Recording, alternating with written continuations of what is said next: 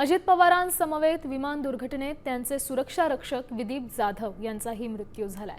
विदीप जाधव यांच्यावर त्यांच्या मूळ गावी रात्री उशिरा फलटण जवळच्या तरड गावात अंत्यसंस्कार पार केलेले आहेत। सुरक्षा रक्षक विदीप जाधव हे मुंबई पोलीस दलात कार्यरत होते। तरडगावमध्ये रात्री उशिरा पार्थिव पोहोचल्यानंतर अंत्ययात्रा काढून अंत्यविधीच्या ठिकाणी त्यांना पोलीस सलामी देऊन अखेरचा निरोप दिला। विदीप जाधव यांनी दादांना शेवटपर्यंत साथ दिली।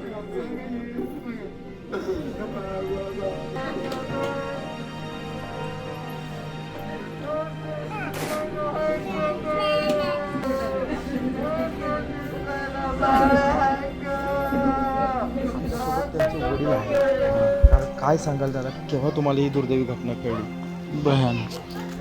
मला साधारण बरं काय ही घटना 9:30च्या दरम्यान समजली। मी घरातच होतो आणि तो मुलगा तिकडे शेतात होता खाली, आणि त्याने मोबाईलवर बघितलं की अशी ही घटना घडली आणि तो आला पळत। मग आम्हाला समजलं, कारण आम्ही इथं काय TV वगैरे काय बघत नाही शक्यतो। त्यांनी सांगितल्यानंतर समजलं, मग सगळे त्यांची ओळख ही अजितदादांचं अगदी जवळची व्यक्ती, जी शेवटपर्यंत त्यांच्याबरोबर राहिली आणि लय त्यांनी पहिल्यापासून 2019 पासून तर ते त्यांच्याबरोबर राहिला, ते शेवटपर्यंत राहिल्याच।